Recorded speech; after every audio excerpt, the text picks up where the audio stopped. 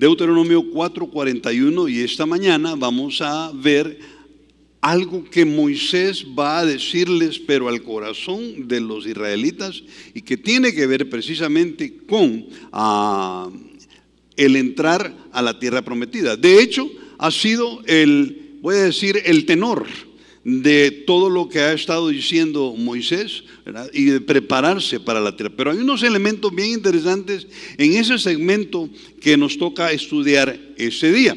Hay unos elementos bien importantes que debe uno considerar para su crecimiento espiritual. Recuerda, siempre lo hemos dicho, el pueblo de Israel es un ejemplo de cómo somos nosotros. Es un reflejo, voy a decir, o más bien la iglesia, somos un reflejo de cómo es el pueblo de Israel. Alguno podría decir que necios los israelitas, ¿verdad? Puchica, cómo les costaba entender y hacer las cosas. Y cuando uno voltea a ver a uno, realmente uno es igual. Qué necios somos nosotros y cómo nos cuesta a veces entender y hacer las cosas que Dios nos pide. Así es que muchas gracias, Freddy. Vamos, yo te pido que vayas ahí en tu Biblia, por favor, a Deuteronomio 4, versículo 41. Y dice así: entonces apartó Moisés 3 ciudades a este lado del Jordán al nacimiento del sol. Voy a poner una pausa y quiero que tú observes cómo varias veces aquí Moisés, en este trozo que vamos a estudiar ahora, repite la frase a este lado del Jordán. A este lado del Jordán.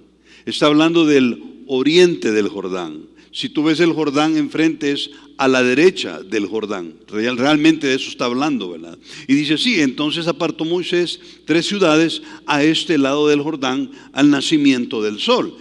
¿Cómo se llama el punto cardinal donde se origina el sol? Oriente, ¿sí? Al oriente, no al poniente, al oriente. Ok, y dice así, versículo 42.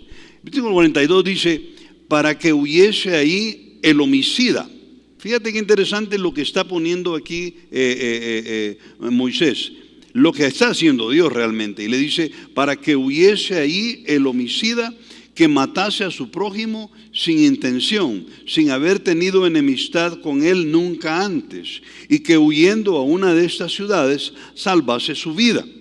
Y dice, ¿cuáles son esas ciudades? Fíjate: Becer en el desierto, en la tierra de la llanura. ¿Para quiénes? ¿Para qué tribu? Los de Rubén, rubenitas. Ahora hay otra tribu y es Ramot de Galaad para los gaditas. Ahora, los gaditas era el nombre que Dios le daba a los de la tribu de Gad, G-A-D, Gad, ¿sí? Entonces tenemos 2 tribus, Rubén, Gad, y hay una tercera tribu que quedó a este lado del Jordán y es la tribu de Manasés. Sígueme por favor, y dice así: y Golán en Basán para los de Manasés.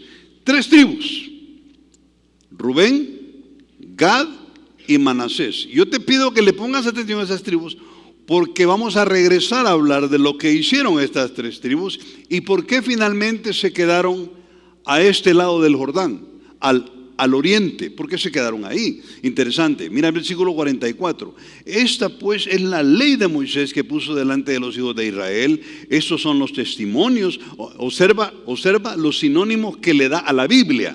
La ley, estos son los testimonios, los estatutos y los decretos que habló Moisés a los hijos de Israel cuando salieron de Egipto. Ahora fíjate el versículo 48 ahí, que dice así: 46, a este lado del Jordán, en el valle delante de Bet-peor, en la tierra de Sehón, rey de los amorreos, que habitaba en Hesbón, al cual derrotó Moisés con los hijos de Israel cuando salieron de Egipto. ¿Sí? Ahora dice el versículo 47, hoy sí, versículo 47 dice así, dice: y poseyeron su tierra y la tierra de Og, rey de Basán, 2 reyes de los amorreos que estaban de este lado del Jordán. Observa cómo vuelve a decir la frase de este lado del Jordán. Desde Aroer, que está junto a la ribera del arroyo de Arnón, hasta el monte de Sión, que es Hermón.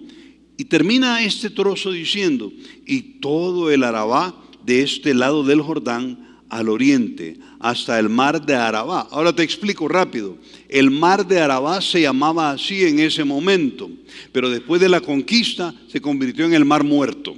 El Mar Muerto, si a ti te gusta Israel, el Mar Muerto es el mar más larguito que está en el mapa, bien abajo, bien al sur. El de arriba es el mar de Genesaret, o el mar de Galilea. Pasa el río Jordán y desemboca en el Mar Muerto.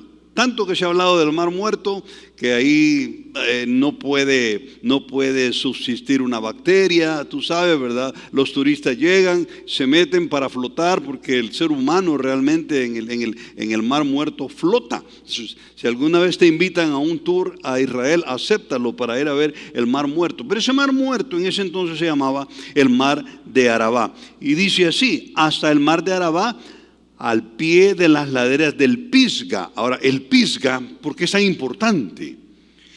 El monte Pisga. ¿Qué ocurrió en el monte Pisga? A ver, ¿qué ocurrió en el monte Pisga? Es el monte donde Moisés subió para morir. Interesante. Y antes de subir, le da la estafeta a Josué. Y le encomienda a Josué introducir a Israel a la tierra prometida. Esto es extremadamente interesante. Y fíjate ahí a la pantalla, por favor.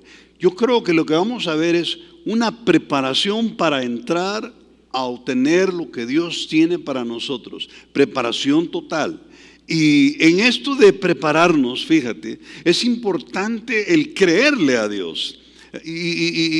Alguien dijo que cuando Dios ya nos ha dado una prueba de cuánto es capaz de ayudarnos, ¿sí? Dudar de Él no tiene ningún sentido. Fíjate, lo voy a repetir. Cuando Dios ya te ha dado una prueba de su fidelidad contigo, dudar de Él ya no tiene ningún sentido. Si Él ya en las veces anteriores, donde tú, ya hemos hecho el ejercicio aquí, recuerdan cuando les pregunté cuántos podrían pensar o recordar un momento difícil en su vida donde le clamaron a Dios y Dios los sacó del problema. A ver, levanten la mano otra vez. Ok, ustedes que levantaron la mano, entonces aplican en este dicho. Si Dios ya te comprobó que es fiel y te ayuda, ¿por qué ahora dudar? Ahora que estás más maduro y ahora que vas a dar unos pasos más trascendentales, ¿por qué dudar que Dios no va a estar contigo? O sea, no tiene sentido. Fíjate, mira ahí a la pantalla, por favor. Este es un estudio que hizo una empresa en los Estados Unidos. Procter & Gamble dice que las ventas de un producto en el supermercado aumentan cuando te dan a probar. Del 25 al 30%. Dice Procter & Gamble. Y tú sabes, conoces Procter & Gamble, ¿verdad? Probablemente no lo conoces, pero te aseguro que esta mañana tú usaste algún producto que vende Procter & Gamble. Colgate, qué sé yo, usaste shampoo, Head and Shoulders, o te pusiste el perfume tal y tal, que es una empresa gigante del mundo que vende un montón de cosas, de productos para el hogar, ¿sí? Y se venden en el supermercado, Procter & Gamble, que del 25 al 30% aumentan las ventas cuando te dan a probar. Ahora, ellos dicen también, fíjate esta información interesante, que de todos los que prueban algo en el supermercado, el 35% va a comprar el producto. En otras palabras, 1 de cada 3 que dan una probadita de algo, salen a comprar ese producto. Interesante, ¿verdad? O sea, aquí estamos hablando de mercadeo. Eso es una técnica de marketing impresionante, ¿verdad? A ver, ¿cuántos de ustedes les gusta ir al supermercado para almorzar ahí? ¿No? ¿Y usted qué está dando? A ver, prueba. Está rico. Y uno dice, ¿y dónde los vende? Allá están. Gracias. Y se va. ¿Y usted qué está dando? Y tomar, come, ¿verdad? Y por último, te vas al área del café, ¿verdad? Para el postre. Te vas al área del café y dices, ¿y usted qué está? Cafecito. Ay, ese cafecito que es un nuevo café, déme a probar, quiero ver. Y tú lo pruebas, ¿verdad? Y no quiere un pastelito de piña. Ah, vaya, está bien. Y entonces sales de ahí y dices, qué galán, ya vine aquí, oiga, pues pude almorzar y todo. Interesante lo que dice Procter & Gamble, que las ventas aumentan en un 25-30% cuando te dan una probada. Y que el 35%, uno de cada 3 que en el supermercado prueban, compran el producto. Esto es muy, muy interesante. ¿Por qué decimos esto? Porque, fíjate, porque realmente Dios ya nos dio la probadita. Dios ya nos dio a probar que realmente Él nos va a sacar adelante, nos saca adelante, que tiene el poder para sacarte adelante. Entonces, ¿por qué dudarlo? ¿Por qué dudar? Mira, a este lado del Jordán, el pueblo de Israel había experimentado 3 cosas. Número 1, la gracia de Dios. Número 2, había recibido la ley, porque como dijo Moisés, ¿y qué pueblo hay en esta tierra que tenga el privilegio de tener a un Dios como Jehová, que lo cubre y le da sombra en el día y en la noche le alumbra el camino con una columna de fuego? ¿Qué pueblo hay en el planeta que tenga un Dios que está tan cerca de ellos como lo está Jehová? ¿Qué pueblo hay en el planeta que su Dios le haya entregado un libro donde está la forma de pensar de Él, lo que le gusta y que no le gusta? ¿Qué pueblo? Ninguno, ninguno. Y vamos a ver que a nosotros la iglesia nos ha mimado tanto que nos ha regalado, oye esto, a Israel le regaló el Antiguo Testamento, pero a nosotros ¿qué nos ha regalado? El Antiguo y el Nuevo Testamento. ¡Qué privilegiazo! Cuando tú lo ves en cámara lenta, tú dices, qué privilegio, qué forma de chinearnos, si puedo decirlo, ¿verdad? Qué forma de mimarnos que nos da tantas cosas. No solo la gracia, tú y yo somos perdonados por gracia, no merecíamos ser perdonados y Dios nos perdonó. La gracia nos dio la Biblia y nos ha dejado experimentar eso que ustedes levantaron la mano ahí. Sí, ya me ayudó antes. Las primeras conquistas, Dios te ha permitido eso. Entonces, no hay excusa. Tú y yo estamos listos para dar un paso más hacia adelante. Lo que pasa es que nos detienen un montón de cosas. Tenemos temores, creemos que Dios no nos va a ayudar, no le creemos a Dios, que es mucho el problema de Israel. La pregunta que nos plantea este pasaje es: ¿y cuándo estoy listo para salir de una vida espiritualmente mediocre? Bueno, en primer lugar, déjame proponerte, número 1, experimentar su gracia. No sé si ustedes se fijaron los primeros 3 versículos que leyeron. Vengan conmigo por favor otra vez al versículo 41. Yo sé, a veces solo lo leemos y no nos detenemos a ver, ¿qué le provee Dios a los israelitas en los primeros 3 versículos? ¿Quién me lo dice? No quiero leerlo otra vez porque ya lo leímos. ¿Qué les regala a los israelitas en los primeros 3 versículos? 1.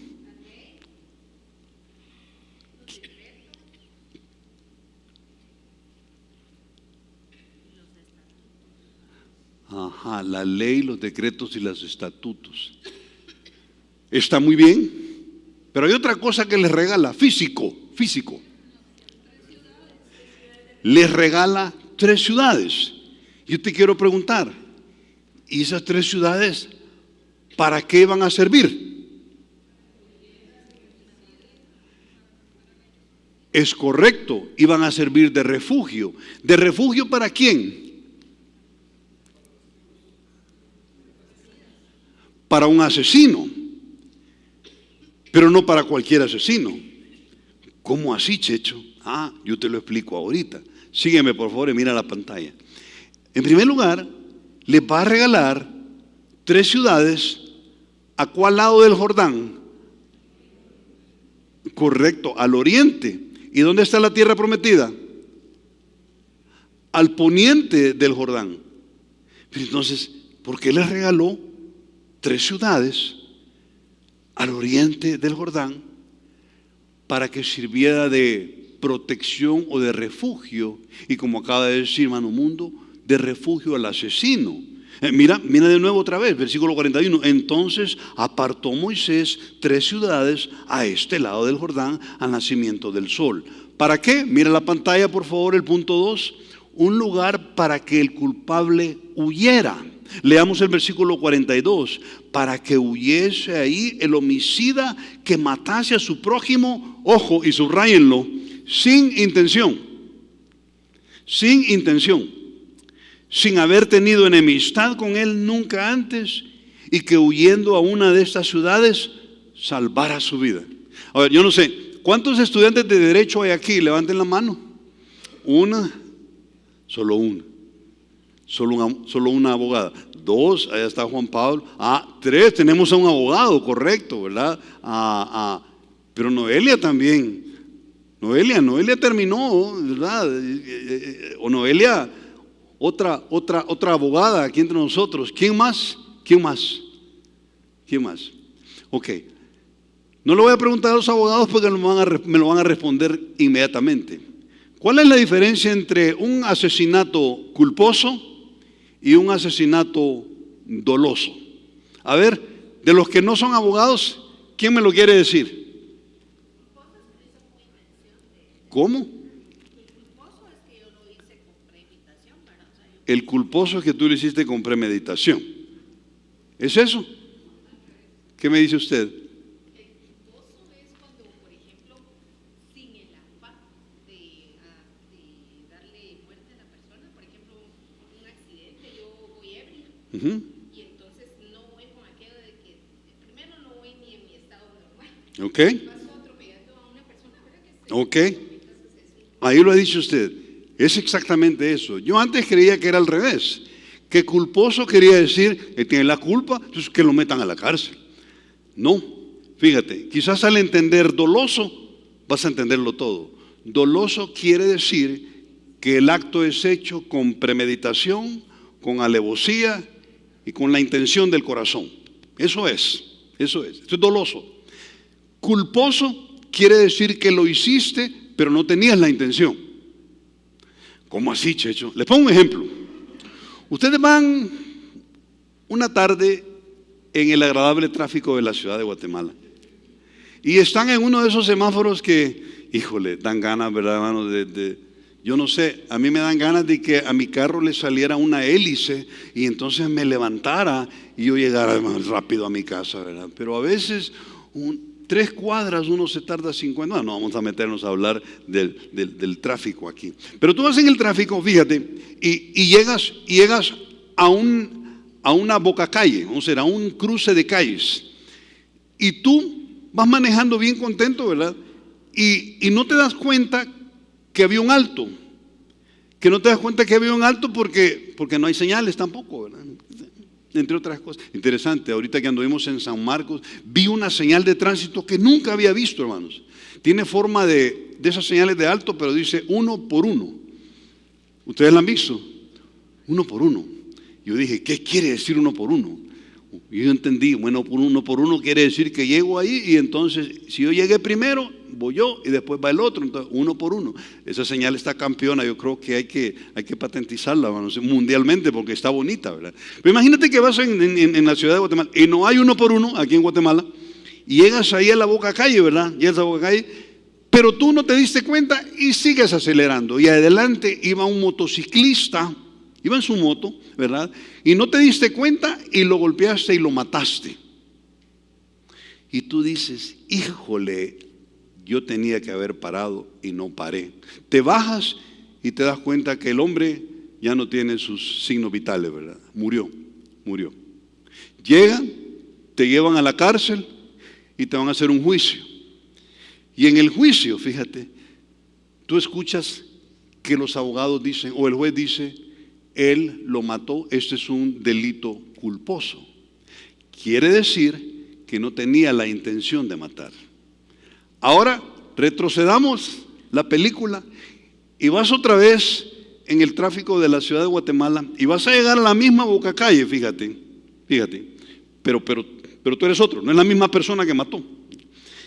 Pero antes de llegar, uno de los de los que andan en moto, ¿verdad? Allá atrás te pasó golpeando el espejo, ¿verdad? Algo que casi no ocurre aquí, ¿verdad? Te pasó golpeando el espejo, ¿verdad? Entonces vienes tú y bajas el vidrio y ¿qué te pasó? Y viene él y se detiene y te dice, ¿a usted qué le pasa? Y te quiere echar la moto, ¿verdad? Y tú le quieres echar el carro y de esas cosas que casi no se ven aquí, ¿verdad? Y entonces te enojas con él y le dices, no más porque soy cristiano, no te... Y entonces el hombre se va adelante y te va viendo y bien enojado, ¿verdad? Entonces vienes tú cuando llegas a la boca calle, aceleras, hoy sí le voy a dar la que se merece y ¡pum! Lo golpeas y el hombre cae y se golpea en la banqueta, así como se golpeó. Oren por favor por Hendrik, ¿verdad? Hendrik le pasó exactamente esto, ¿verdad? Pero entonces se golpea, pero muere. Llegan a traerte, te llevan a la policía, te hacen un juicio y tú tienes que pasar en la cárcel 20 años. ¿Por qué? Porque revisaron las cámaras y se fijaron que 2 cuadras atrás tú estabas peleando con él y le ves diciendo hasta de lo que iba a morir. Entonces se nota en las cámaras que aceleraste para matarlo. Ese delito doloso. Checho, ¿por qué se mete a derecho? Porque el inventor del derecho es el Señor. Y la Biblia en el Antiguo Testamento está llena de un montón de cosas de derecho. ¿Cómo se llama? La ley. La ley. Interesante, ¿verdad? Entonces viene Dios y dice, voy a hacer algo. A este lado del Jordán les voy a regalar 3 ciudades para que ahí se vaya a refugiar el que haya matado a alguien sin la intención de matarlo.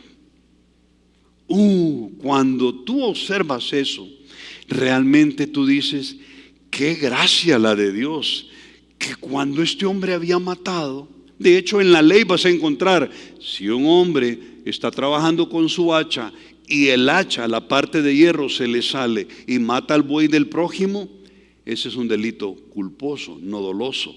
Pero si alguien agarra el hacha, está enojado con el vecino y le va a matar el buey, ese es doloso, tiene que pagar la restitución, cárcel, etcétera. Pero en este caso no. Pero lo que me encanta de esto, vente conmigo al versículo 42, por favor, de nuevo, para que huya ahí el homicida. Homicida quiere decir el que ha matado a un hombre, que matase a su prójimo sin intención, sin haber tenido enemistad con él nunca antes, y que huyendo a una de estas ciudades, ¿qué logra? ¿Qué logra? Salvar su vida. Aquí detengámonos y pongamos marcha lenta, por favor. Dios es un Dios que tiene misericordia aún con aquel que hizo las cosas en ignorancia. Ahora sígueme. Tú y yo fuimos tremendamente beneficiados del refugio de Él, porque cuando tú y yo andábamos perdidos, haciendo todo lo que hacíamos, y alguien nos habló de Cristo y llegamos a Él, nos arrepentimos y le recibimos, por eso estamos aquí. Fue exactamente entrar a una ciudad del refugio, porque tú y yo muchas de las que hicimos, nadie nos había dicho que eran pecado. Tú y yo sabíamos que era pecado quizás, pero nadie nos había instruido. Entonces tú y yo llegamos al Señor. Cuando un inconverso llega al Señor con delitos culposos, no dolosos. Y fíjate qué impresionante la esencia de Dios, que al que comete delito doloso, también lo perdona. Ahora sígueme. ¿Quiénes crees tú que pecan en este planeta sabiendo que eso que están haciendo es pecado? ¿Quiénes? ¿Quiénes? Los creyentes neotestamentarios. ¿No te llama la atención? Nosotros, tú y yo, hemos leído la Biblia y ya sabemos las cosas que son pecado. El inconverso no, pero tú y yo sí. Y cuando decimos, sí, ya sé que es pecado, pero yo lo voy a hacer, es doloso, es doloso. ¿Y qué hace el Señor con nosotros que cometemos pecado doloso? También nos cubre con su gracia, con su misericordia. Entonces, lo que ellos están viendo aquí es la gracia de Dios, que debiendo ser castigado a alguien, no lo es. Y le perdona, le perdona. Es un lugar sin hacer acepción de personas. Pues, es decir, ¿cómo un lugar sin hacer acepción, Checho? Bueno, te quiero mostrar qué pasó. Mira, ve ese mapa, por favor. Mira ese mapa. A mí me dicen que usted, Checho, mucho enseña mapas. Y sí, a mí me encanta. Yo me gusta ubicarme en tiempo y espacio. A ver, a ver si está viendo la pantalla. A tu izquierda está toda la tierra prometida, por lo menos parte de la tierra prometida. A la derecha, ahí no tenía que quedarse nadie. Todos tenían que entrar y batallar y conquistar a los heveos, jebuseos, todos estos, ¿verdad? Pero mira los nombres que tienen esos tres estados, voy a decir, o departamentos de Israel. ¿Cómo se llaman? ¿Qué tribus quedaron ahí? Rubén, Gad y Manasés. ¿Te acuerdas que cuando estaba comenzando la predicación te dije, ponle atención a esas tres tribus? Rubén, Gad y Manasés. Rubén, Gad y Manasés se quedaron a este lado del Jordán. ¿Y cómo fue eso, Checho? Para ahorrarte que abras la Biblia, lo tienes en la pantalla. Fíjate cómo está. Está vivo Moisés, todavía no ha muerto, y le dice a Josué: Josué, tú vas a tomar la estafeta y tú vas a entrar con las 12 tribus a conquistar. Pero de repente, fíjate, los hijos de Rubén, los hijos de Gad y los hijos de Manasés le dicen a Moisés: hey, mira, Mou, queremos platicar contigo. Sí, ¿qué pasó? Mira, fíjate que nosotros hemos visto que nuestras tres tribus tienen un montón de vacas, y un montón de bueyes, y un montón de camellos, y tenemos ovejas y cabras, y este lado del Jordán es muy rica la tierra para pastar. Entonces nosotros te queremos pedir que nosotros tres no vayamos. ¿Qué le hubieras dicho tú si eras Moisés? 40 años vagando en el desierto, y tres jefes de las tribus vienen y le dicen: mira, podría ser que no vamos nosotros. Yo creo que Moisés, el poco pelo que le quedaba, ¿verdad? ¿El qué? Ustedes van a dejar que estos pobres hermanos de ustedes, las 9 tribus, peleen, y ustedes se van a quedar aquí bien fijos sin pelear, y ya tienen conquistado este terreno. ¿Qué disparate? Ahí está, mira. Vinieron pues los hijos de Gad y los hijos de Rubén y hablaron a Moisés y al sacerdote Eleazar y a los principales de la congregación diciéndole: si hallamos gracia en tus ojos. Fíjate la forma como lo dicen para empezar, ¿verdad?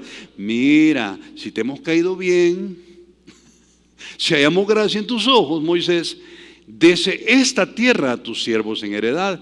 Y oigan esto, y no nos hagas pasar el Jordán. No nos hagas pasar el Jordán. Y respondió Moisés a los hijos de Gad y a los hijos de Rubén: van a ir sus hermanos a la guerra y ustedes se van a quedar aquí. Entonces ellos dijeron: como que no, ¿verdad? Entonces platicaron entre ellos tres y Moisés, ya tenemos una resolución. Sí, díganme, ¿qué han decidido? Vamos a ayudar a nuestros hermanos a ir a batallar, que se conquiste todo aquel lado, y después que haya terminado toda la conquista, déjanos regresar a agarrar lo que ustedes vieron en el mapa: Manasés, Gad y Rubén. Y Moisés dijo: eso está más justo, pero entonces no se vayan a quedar aquí y peleen con ellos. Y finalmente decidieron ir a pelear. Pero el disparate original era: nos queremos quedar aquí. Vayan a pelear las 9 tribus y ya estamos aquí nosotros. Qué tremendo. Yo no sé tú, pero yo a 3 de esos no les hubiera dado ni un pedazo de tierra ahí. Y Dios dice, está bien que se haga así y les voy a proveer 3 ciudades de refugio para las 3 tribus que se quedan de este lado. Dios los trató con gracia, con una tremenda gracia. Ahora, cuando tú entiendes esa preciosa gracia que has recibido y cómo esta está siempre disponible como un refugio para tu vida, entonces tú estás listo para salir de una vida espiritualmente mediocre. ¿Sabes? El que logra entender la gracia se enamora de Dios. Cuando tú entiendes que tú te merecías el castigo y te dio un regalo en vez de eso, te enamora de Dios. No hay corazón en el planeta que no se enamore de Dios después de entender la gracia. Mira, Hebreos 4, 15, 16 y Romanos 8, 1 lo vamos a ver. Mira qué impresionante. Yo sé que es un versículo que tú ya conoces, pero dice así: porque no tenemos un sumo sacerdote que no pueda compadecerse de nuestras debilidades, sino uno que fue tentado en todo. Está hablando de Jesucristo, según nuestra semejanza, pero sin pecado. O sea, hay que entender algo. Dios entiende a Gad, Manasés y a Rubén, pero no está de acuerdo con él. Y esa es la gracia, que no está de acuerdo con lo que tú haces, pero Él te entiende. Y aún así, mira lo que dice aquí: acerquémonos pues confiadamente al trono de la gracia para alcanzar misericordia y para hallar gracia para el oportuno socorro. Yo te quiero decir algo. Muchos de los que estamos aquí han dejado ya de orar o de tener un tiempo con Dios porque sienten que hay un pecado que Dios de plano no los va a perdonar. Yo te quiero decir en el nombre del Señor esta mañana: es la mentira más grande del infierno para un creyente. Tú eres hijo de Dios, eres hija de Dios, y su gracia siempre está disponible. Lo único que Él está esperando es que tú le busques a Él. Por eso dice Hebreos: acerquémonos pues confiadamente, no con temor, confiadamente al trono de, interesante, ¿cómo le llama al trono? Al trono de la gracia. ¿Y para qué te vas a acercar a Él?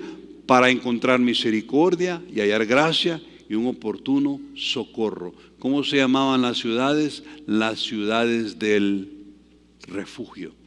Las 3 ciudades, ciudades del refugio. Y tú y yo podemos acercarnos a Jesús para encontrar gracia para el oportuno refugio. ¿Sí? Dice Romanos 8:1. Ahora pues, me encanta este versículo: ninguna condenación hay. ¿Para quiénes? ¿Para quiénes? Te hago la pregunta: ¿y tú estás en Cristo Jesús? ¿Sí o no? ¿Cuál condenación hay para ti? Ninguna. Dice otro versículo que Él tomó el acta, la lista de los pecados que nos era contraria, y la clavó en la cruz. Eso ocurrió hace más de 2000 años en un día como este. Interesante, ¿verdad? O en una semana como la que vamos a celebrar pronto. Muy interesante. Mira, no sé si te fijaste en los nombres de esas 3 ciudades. Yo creo que Dairin las estaba diciendo, ¿verdad? ¿Cuáles son las 3 ciudades ahí? Vente conmigo por favor al versículo 43. Dice: Becer en el desierto, en la llanura, para los rubenitas, para los de Rubén; Ramot en Galaad para los de Gad; y Golán en Basán para los de Manasés. Mira, al igual que los nombres de esas 3 ciudades de refugio, Dios se convierte en nuestra fortaleza. ¿Sabes qué quiere decir Becer? Fortaleza, refugio. Refugio. Es interesante que la primera ciudad Él le llama refugio. Y la segunda se llama Ramot. ¿Y qué quiere decir Ramot? Las alturas. Y la tercera se llama extranjeros. ¿Y qué quiere decir extranjero? Que no pertenece a esta tierra. Yo quiero que veas algo. Dice la Biblia que Él nos ha sentado en los lugares celestes con Él, en las alturas con Él, porque no somos de aquí. Es más, dice un versículo que somos extranjeros y peregrinos acá. y Él es nuestro refugio. Filipenses 3:20 dice así: mas nuestra ciudadanía está en los cielos, de donde también esperamos al Salvador, al Señor Jesucristo. Y quiero dejarte, al cerrar este primer punto, que esta semana, mira, que mucha gente, yo no sé, ¿cómo la celebrabas tú antes? ¿Cómo la celebrabas antes? Si yo te dijera cómo la celebraba antes, prefiero apagar el micrófono y bajarme de aquí porque me da vergüenza. ¿Cómo celebrabas la Semana Santa antes? ¿Cómo? Esta semana que viene, te desafío a tomar el tiempo a reflexionar en la gracia de Él, que descanses en su gracia. Él no te va a matar, Él no te va a condenar a la cárcel. Eres su hija, eres su hijo. Mejor te animo que esta semana lo busques a Él en oración y te pongas a cuentas con Él. Recuerda que esta gracia sigue estando disponible. En segundo lugar, mira la pantalla, por favor. Algo que nos ayuda a entender cuándo estamos listos para salir de una vida espiritualmente mediocre es entender su guía. Y ya lo viste. Vente al versículo 44, por favor. Esta pues es la ley. La ley de Moisés puso delante de los hijos de Dios. Pero hoy el versículo 45 dice así: estos son los testimonios, los estatutos y los decretos que habló Moisés a los hijos de Israel cuando salieron de Egipto. Yo sé, aquí nos podríamos poner técnicos, pero mira la pantalla, por favor. Dios les deja la guía de su palabra. Y algo bonito es que no nos deja solos. Y como te dije al principio, a nosotros nos ha chineado más porque nos deja el Antiguo y el Nuevo Testamento. La ley eran las instrucciones conocidas. La ley es lo que los judíos llaman ahora la Torá, ¿sí? Y básicamente es el Pentateuco, es los primeros 5 libros. Pero Dios se los dio para que les sirviera de guía cuando entraban a conquistar la tierra prometida. La ley fue puesta delante de ellos. Pero yo quiero que veas otra cosa, le llama testimonio. Un testimonio es una información oficial, es un documento legal. A ver, una vez más, abogados. O ustedes, ¿cuántas veces les ha tocado ir a un abogado porque alguien les pidió un testimonio? Un testimonio puede ser una escritura de tu casa, es un testimonio. ¿Por qué es un documento legal? Porque si alguien llega a tu casa y te dice: mire, sálgase de aquí, fíjese que esta casa es mía, ¿qué vas a ir a buscar? ¿En qué piensas inmediatamente? En la escritura. La escritura es el testimonio. Dios le entregó a ellos testimonios, documentos legales, para demostrarles que la forma como les hablaba era original y no, voy a usar un término guatemalteco, y no chafa. Era auténtico lo que les estaba dando. Pero no solamente le llama testimonio, le llama los estatutos, y estatutos son reglas, ¿verdad? Y una regla tiene la fuerza de la ley, el mandato claro de lo que se debe hacer. ¿Por qué? Porque muchas veces, ya lo vimos, ellos eran desobedientes, ¿verdad? Mira el versículo 45, por favor, vente conmigo. Estos son los testimonios, los estatutos y los decretos que habló Moisés a los hijos de Israel. Le llama decretos, y decretos son principios no negociables. Es la decisión de un gobernante, de una autoridad o un dictamen. Y es bonito todo lo que pone en él. Mira la pantalla, por favor. La ley se entregó en el valle delante de Bet-peor. Ahora, yo no sé cuántos de ustedes se acuerdan, hace unos 5 domingos que yo les mostré cómo era una figura de Moloch. ¿Sí? ¿Lo recuerdan? Moloch. Era un dios pagano y era una estatua que tenía los brazos cruzados, porque ellos, cuando ofrecían a Moloch algo, le ofrecían un bebé, y abajo encendían el fuego que quemaba al bebé, y eso era alegre entre ellos. Y yo ya te conté qué es lo que hacían, era orgía. O sea, tienes que pensar que todo el pueblo se sentaba alrededor de esa figura, y era una orgía. Realmente era, ¿sabes? La palabra carnaval viene de ahí. Quiere decir fiesta de la carne, la palabra carnaval, fiesta de la carne. Y lo que hacían era precisamente eso. Y déjame ver si puedo arreglar aquí esto, hermano. ¿Me ayudas? Ya no conecta. Bueno, Esta pues es la ley de Moisés que puso delante de los hijos de Israel. Mira lo que dice ahí. La ley se entregó en el valle delante de Bet Peor. Bet Peor fue el lugar en el que Israel se había corrompido tras Baal Peor. Había habido una gran mortandad, recordándoles de su gran necesidad de guía de parte de Dios. Esto, hermanos, es impresionante, impresionante, porque si Dios ya dejó sus estatutos con nosotros, ¿por qué entonces nosotros seguimos haciendo las cosas que nosotros queremos? No tiene ningún sentido, ¿verdad? Quiero que veas otra cosa. Si algo debemos aprender inmediatamente después de salir de Egipto, es entender la trascendencia de la Biblia. Seamos honestos, Dios nos sacó de Egipto, del Egipto espiritual en que vivíamos. Entonces, simple y sencillamente, la Biblia debe ser nuestro diario devocional. Sí, 1 Tesalonicenses 2:13 dice así: por lo cual también nosotros sin cesar damos gracias a Dios de que cuando recibiste la palabra de Dios que oíste, y ahí está en la pantalla ahorita, de nosotros, la recibiste no como palabra de hombre, sino según la verdad, la palabra de Dios, la cual actúa en vosotros los creyentes. Mira la pantalla, por favor. Cuando un creyente entiende desde muy temprano que la Biblia es fundamental, se va a enamorar de ella y va a salir de una vida mediocre. 2 Timoteo 3:16 dice: toda la escritura es inspirada por Dios y es útil para enseñar, para redarguir, para corregir y para instruir en justicia. Es la palabra de Dios realmente. Hermano, esto no funciona, yo te lo dejo aquí. Es la palabra de Dios la que debe ayudarnos constantemente a vivir nuestra vida. Ella nos dice cómo debemos vivir nuestra vida. Y mira, aparte de 2 Timoteo 3:16, te quiero mostrar algo. Hebreos 4:12. La palabra de Dios debe trascender más de los meros conceptos. Hebreos 4:12 dice así: porque la palabra de Dios es viva y eficaz. A ver, busquen por favor Hebreos 4:12 y miren lo que dice, miren lo que dice.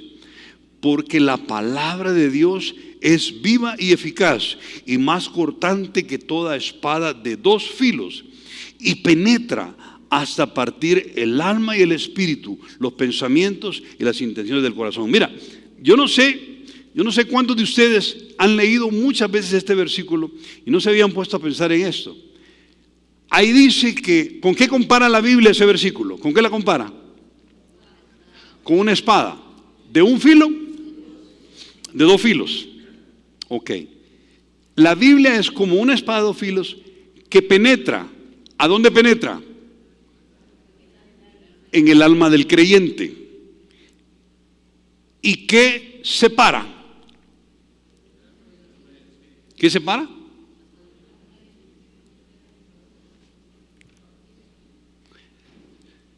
Separa dos compartimientos. Uno es la carne y otro es espiritual. Mira lo que dice ahí: y penetra hasta partir el alma y el espíritu y las coyunturas y los tuétanos. ¿Lo seguiste?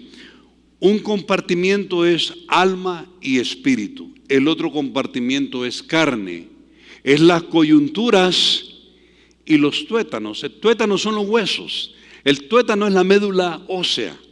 ¿Sabes qué hace la Biblia cuando nosotros la leemos? Nos ayuda a discernir entre lo que es carne y lo que es espíritu. Cuando tú la lees, es como la espada que penetra y me dice: no, Checho, esto que estás haciendo es pura carne. No, Checho, eso que viste es espiritual. Te ayuda a entender, a discernir entre lo carnal y lo espiritual. Entonces, esta semana yo quiero desafiarte, fíjate, a que retomes tu estudio de la Biblia. Yo no voy a preguntar cuántos de ustedes han dejado de leer su Biblia. No quiero preguntarlo porque estoy seguro que hay varios acá. Yo te quiero animar a que en Semana Santa, fíjate, vas a tener tiempo, retomes la lectura de la Biblia. Es tan fácil, pero el trajín diario nos lo pone tan difícil. Yo te quiero animar a que en esta Semana Santa tú tomes el tiempo para desempolvar la Biblia. Quizás alguno comenzó en enero bien emocionado, pero ya no siguió. ¿Por qué no tomarla de ahí y avanzar? Probablemente en el año no llegues a Apocalipsis, pero puedes llegar al Nuevo Testamento. Y el siguiente año puedes continuar. Sí. En tercer lugar, tú entiendes que debes salir de una vida mediocre cuando entiendes que se han eliminado tus gigantes. Cuando tú entiendes que Dios se ha encargado de eliminar tus gigantes. Las victorias al este lado del Jordán, ¿cuántos recuerdan? Sehón, las primeras victorias. A ver, vamos al versículo 48, por favor. Vente al versículo 48. Y ahí en el versículo 48 vas a ver lo que dice aquí el Señor. Mira lo que dice. Dice así. Dice, desde Aroer, que está junto a la ribera del arroyo de Arnón, hasta el monte de Sión, que es Hermón, y todo el Arabá de este lado del Jordán al oriente, hasta el mar de Arabá, al pie de las laderas del Pisga. Pero vente conmigo al 47. Y poseyeron su tierra, la tierra de ¿quién dice ahí? La tierra de Og.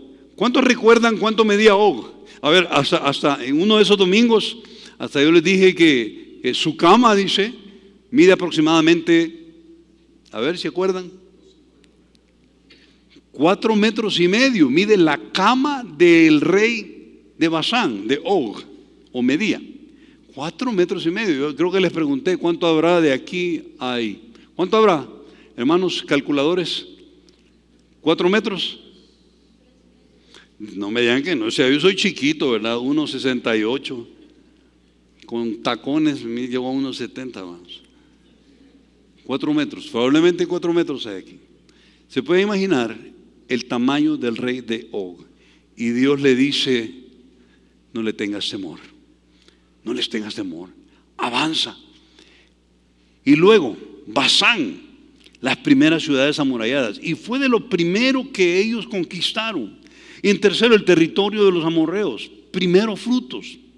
Impresionante esto. Mira, estamos listos para avanzar al siguiente nivel en nuestro caminar con el Señor cuando hemos experimentado el poder de Dios en las primeras batallas. Y el avance, hermanos, yo te quiero decir algo. Cuando avances hacia tu crecimiento espiritual, es gradual. No se puede de la noche a la mañana. Tú quieres tener una espiritualidad grande, no se puede. De hecho, mira Proverbios 4, aquí está en la pantalla. Mas la senda de los justos es como la luz de la aurora, que va en aumento hasta que el día es perfecto. ¿Cómo es la luz del sol? Al principio la luz del sol es bien suave, ¿sí o no? Es más, hasta nos atrevemos a ver cómo va saliendo el sol, ¿verdad? Agradable ver la salida del sol. Pero cuando el sol va creciendo, va aumentando, va avanzando y está en el cenit, nadie de los que estamos aquí nos atrevemos a voltear a ver al sol. Nadie, porque quedaríamos ciegos. Es fuerte, es un calor abrasador. Pues está diciendo que tu crecimiento es así de gradual, que va a ir como la luz de la aurora, que va de poco en poco hasta ponerse muy candente. Eso es lo que está diciendo. Y el crecimiento tuyo debe ser así exactamente.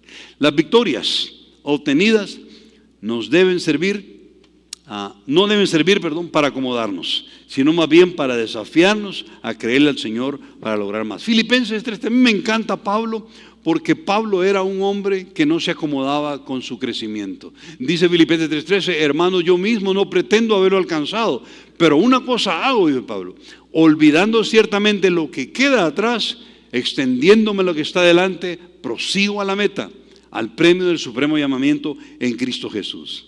Mira, yo te dejo este pensamiento de Matthew Henry. Matthew Henry es un escritor precioso. Todo lo que haya de Matthew Henry, cómpralo y léelo. Un pastor inglés de los siglos pasados, Matthew Henry dijo, sus triunfos presentes en ese lugar se volvieron en un poderoso argumento para obedecerle. Mira, tú has visto los triunfos de Dios en tu vida. Y si ya los has visto en tu vida, eso se vuelve un poderoso argumento para obedecerle en todo lo que Él te pida. Mira, esta semana esta semana, dale gracias a Dios por las victorias que te ha permitido experimentar. Y comprométete con avanzar. Hay muchos de ustedes aquí que podrían llevar comienzos. Comienzos va a comenzar el próximo mes. Vamos a tener un comienzos aquí a las, 7:30, 8 de la mañana. Y quizás es el momento para empezar a crecer sistemáticamente.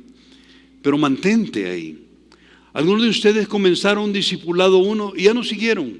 O quizás tú estabas discipulando a alguien y te desanimaste. Yo te quiero animar, de acuerdo a lo que hemos estudiado ahora, que tú vayas y retomes todo esto y avanzar, porque lo que Dios tiene preparado para nosotros es una vida plena sirviéndole a Él, Amén. Vamos a orar. Padre, gracias, Señor, por la gran oportunidad que nos regalas de abrir la Biblia en Deuteronomio, Señor. Qué libro más impresionante y cuánta lección nos deja a nosotros, Señor. Hemos podido ver aquí, Señor, que lo que debe impulsarnos a más contigo es ver tu gracia, regalándole ciudades del refugio a 3 tribus que ni lo merecían, Señor. Pero eso es la gracia, un regalo que no merecemos. Y pusiste otras 3 ciudades de refugio al otro lado del Jordán, al poniente. Me encanta ver que tú suples para todos y no te gusta que unos tengan y otros no. Eso es gracia, Señor. Eso es misericordia. Y nos permitiste ver que a los israelitas les regalaste la Biblia. Y esta mañana nos cae el 20 que a nosotros, la iglesia, nos has chineado, Señor, regalándonos el Antiguo y el Nuevo Testamento, en donde el Nuevo explica el Antiguo y el Antiguo ayuda a entender el Nuevo. Qué privilegio, Señor. Mucho más que lo que le diste a Israel. Y en tercer lugar, Señor, derrotaste ya a nuestros gigantes como Og de 4,5 metros. ¿Por qué no vamos a quedar atrás? ¿Por qué no vamos a quedar estancados? Padre, que esta semana sirva para repensar nuestras vidas. Y si hemos dejado de platicar contigo en lo secreto, que podamos retomarlo. Si hemos dejado de creer que tú nos perdonas porque hay un pecado y Satanás nos sigue haciendo creer que tú nos vas a tratar mal, Señor, que esta semana sea una semana para que muchos de los que estamos acá nos reencontremos contigo. Que si hemos dejado a un lado tu palabra, esa semana sirva para retomarla. Si al ir a la playa buscamos llevar un libro para leer, Señor, el mejor consejo es que llevemos la Biblia y meditemos en ella, Señor. Gracias, Padre, por ser tan bueno y por amarnos tanto. En el nombre de Cristo Jesús te lo decimos, Señor. Amén y amén.